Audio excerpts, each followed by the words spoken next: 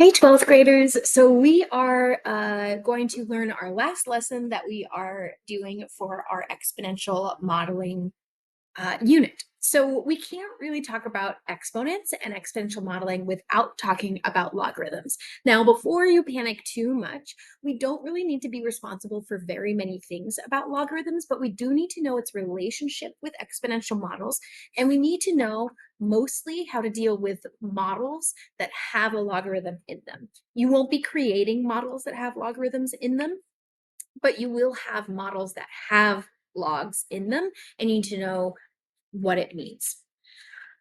So the main relationship between exponents and logarithms, the purpose of them is that they undo each other.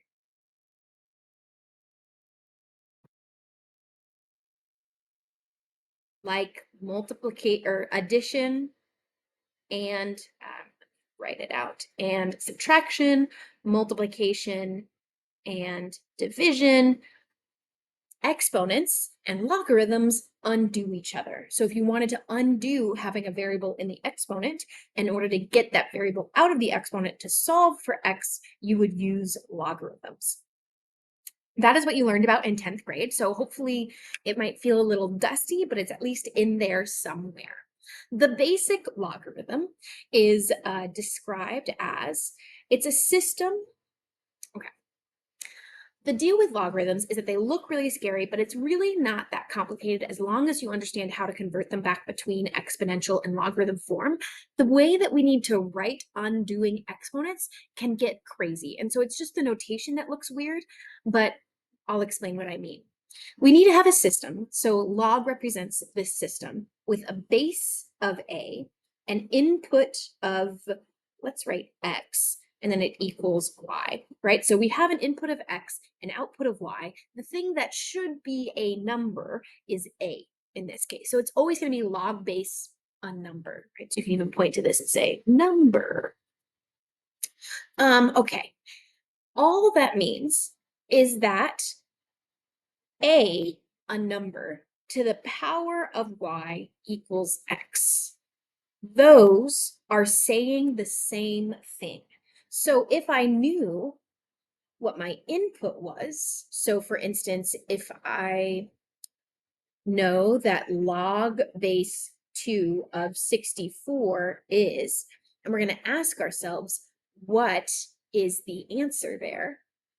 Then it's the base 2 raised to this unknown will give me 64.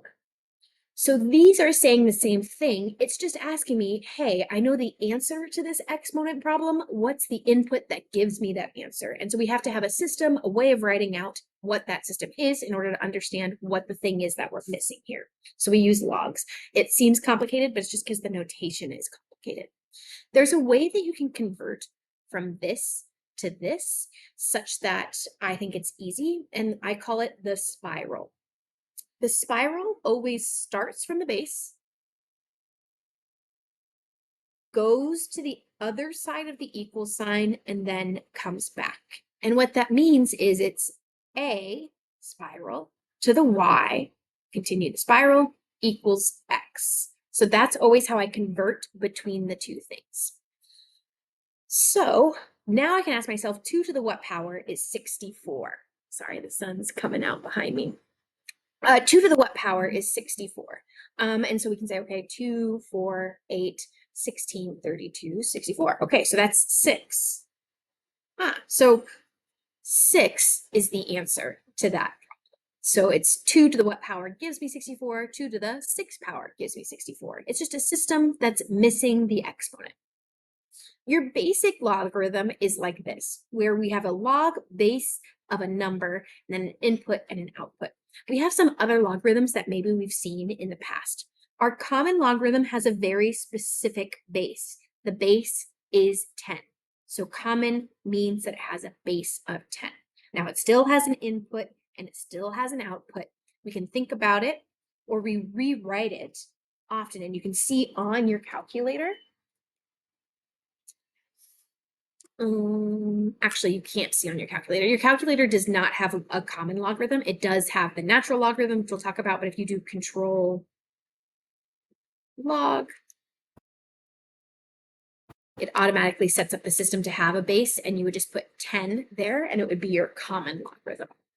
Okay, so we just rewrite it as log of x equals y. So just like if we see x, and that really means x to the first power, or if we see x squared, that really means 1x squared, right? If we think about these invisible numbers that sometimes hang out around mathematics, 10 is the invisible number here.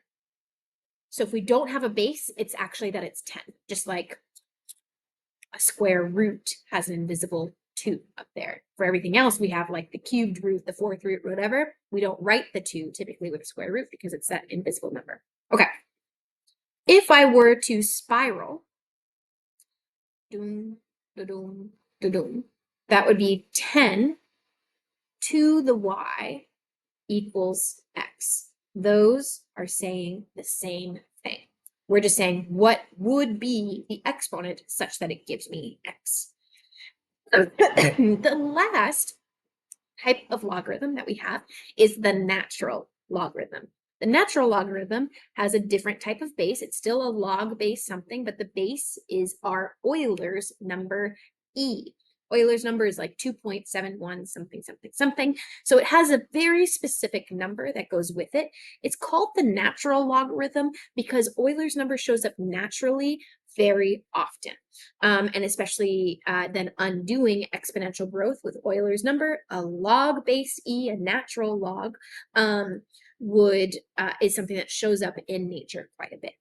So it's still log base e, it still has an input, it still has an output, but we rewrite log base e just like we rewrite log base 10 to talk about it in a quicker way because it shows up so often. We rewrite it as ln. It's kind of like backwards for natural log, right?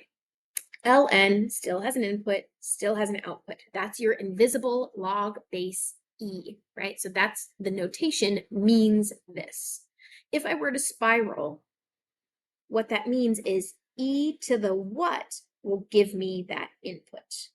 Those are saying the same thing, right? It's just a system that we have to write out in order to understand what the question is asking. The spiral also works from converting from an exponent form into a logarithmic form. So for example, 5 to the 1/2 equals the square root of 5. We know that to be the case. If we wanted to rewrite, right, 1/2 exponent is a square root. So if we wanted to write this in logarithmic form, we could also spiral. We always start with the base. So just like here, we started with the base of 2 and go to the opposite side. The base in this case is the number being raised to the exponent. So start at the base, go to the other side of the equal sign, and then come back up.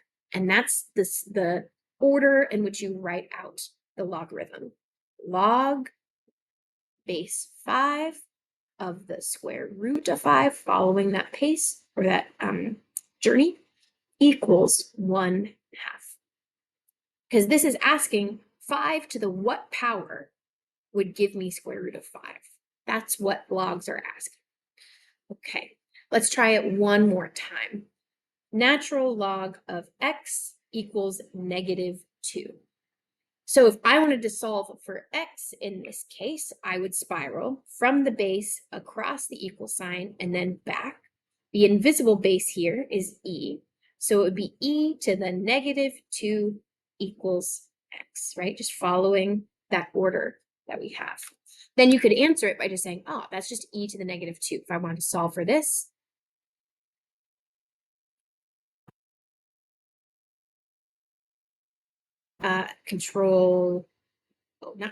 just e to the x, and then -2, enter. X is about 0.135, da, da, da, da.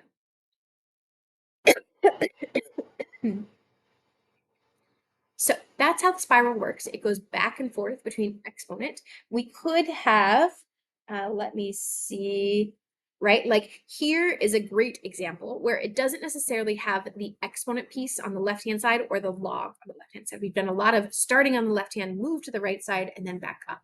It doesn't always work in that direction. Sometimes it goes backwards. You always start with the base. So when it says to rewrite each equation in logarithmic form, you start with the base, move to the opposite side of the equal sign, and spiral back.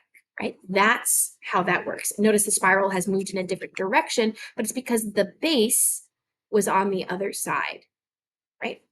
So if I wanted to write that in log form, I start in that order, right? Log base 10 of 1,000 equals 3. I could rewrite this because this is our common log. I could rewrite that as just log of 1,000 equals 3 because it's an invisible base of 10. That would be the better way to write this answer than leaving it as log base 10. That's like being a little bit extra. This is the most clean and neat way to write it. If we were to write this guy in logarithmic form, again, we start at the base, spiral out and around, and then back up to the top. So starting with log base 6 of 1 over 36 equals negative 2. Sorry, I'm on a dip on this table, so move it. So it's difficult to write on. Okay. I want you to go ahead and pause here, figure it out on your own. I won't have you type it because it's a little bit more complicated with this system, but I do want you to pause and see if you can do it on your own. Okay, so we start with the base, spiral out and around. I always draw in that spiral, even as a math teacher when I'm trying to rewrite it. So log base 8 of square root of 2 over 4 equals negative 1/2. Try this one on your own. Okay, spiral out and around. Log base negative 2 of negative 8 equals 3. It just goes in that order as we write it out. Okay. It can get a little bit more complicated. And okay, it would be very rare that you would be asked to use this skill in a math problem. You can see that the big examples that we're going through here, the ones that look like IB problems, because they are IB problems, are really just, here's an equation, can you plug in values and solve?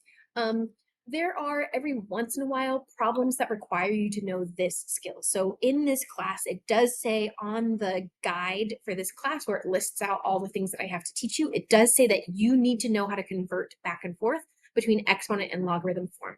I've seen some problems that make you rewrite logarithmic pieces in exponent form to then redevelop an equation to make it look in a different way.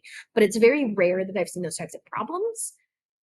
And you're still asked to know how to do it. So it could show up on a test, on the IB exam, etc.